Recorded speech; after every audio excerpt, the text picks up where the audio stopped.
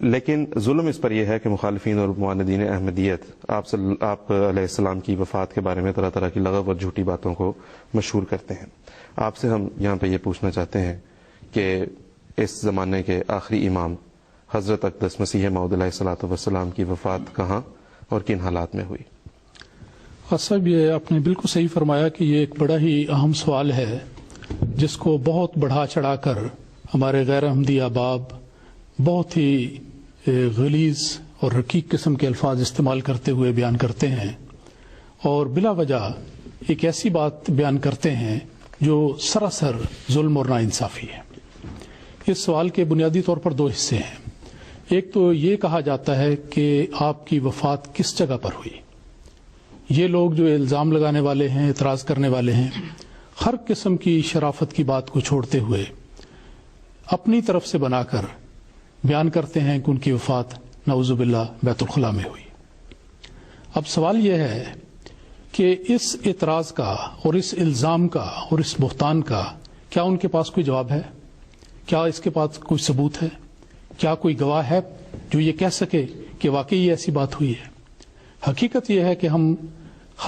یعنی اپنے جذبات پر قابو رکھتے ہوئے کہ ہماری زبان سے کوئی سخت لفظ نہ بیان ہو. میں یہ کہنا چاہتا ہوں کہ حقیقت میں یہ ایسا افطرا ہے جس کی کوئی بھی بنیاد نہیں.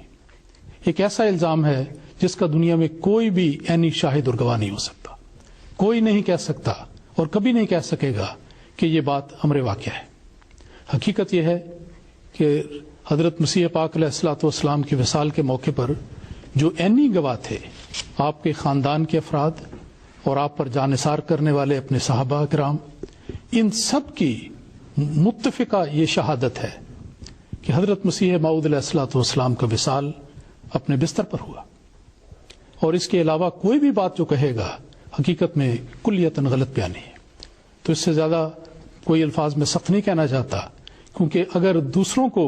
ہمارے جذبات کا احترام نہیں تو کم از کم ہمیں شرافت کی زبان میں کوئی ایسی بات نہیں کہنی چاہیے جو ان کے لیے دل آزاری کا موجب ہو.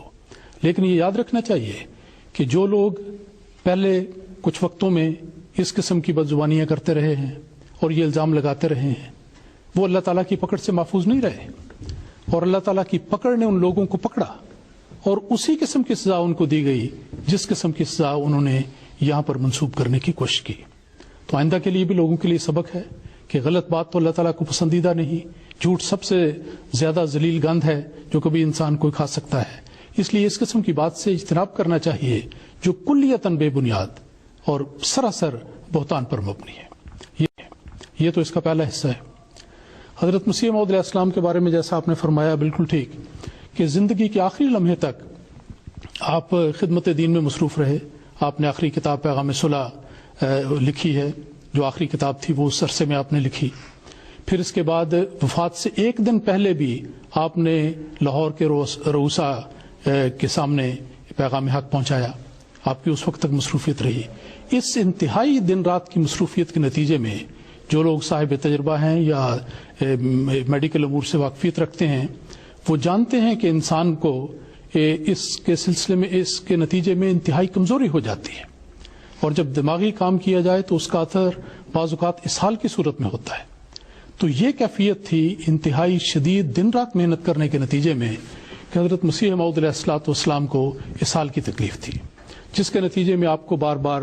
بیت الخلاء جانا پڑتا تھا، اور ظاہر بات ہے کہ اس کے نتیجے میں کمزوری ہوتی ہے. تو یہ سلسلہ چلتا رہا اور آخر میں یہ نکاحت اپنی انتہا کو پہنچی اور آپ کا وہاں پر وصال ہوا. اب جب وصال ہوا تو میں بات کو لمبی ہے اس کو ذرا مختصر کرتے ہوئے،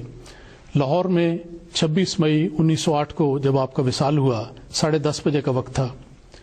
جو جانثار صحابہ تھے، خاندان کے افراد تھے، حضرت ام المومنین اور باقی،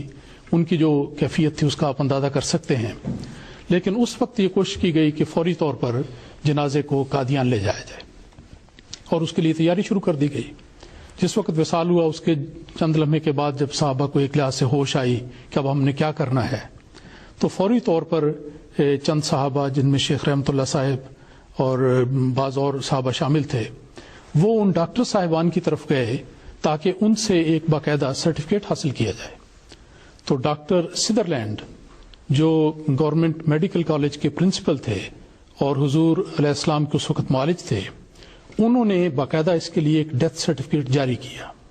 جس میں یہ ذکر کیا کہ اس حال کی تکلیف کی وجہ سے انتہائی کمزوری کے نتیجے میں آپ کا وصال ہوا، اور یہ ان کا جو ان کے معالج تھے ان کی رائے تھی۔ اس کی بنا پر جو سرٹیفکیٹ جاری کیا گیا، وہاں اس وقت لاہور میں سول سرجن تھے ڈاکٹر جلنگم ان کا نام ہے، انہوں نے یہ سرٹیفکیٹ اپنے دستوں کے ساتھ جاری کیا۔ یہ وہ سرٹیفکیٹ لے آئے کیونکہ بہر صورت وفات ہوئی ہے، باہر کی جگہ پہ سفر ہے، تو ایسے سرٹیفکیٹ کی ضرورت پیش آتی ہے۔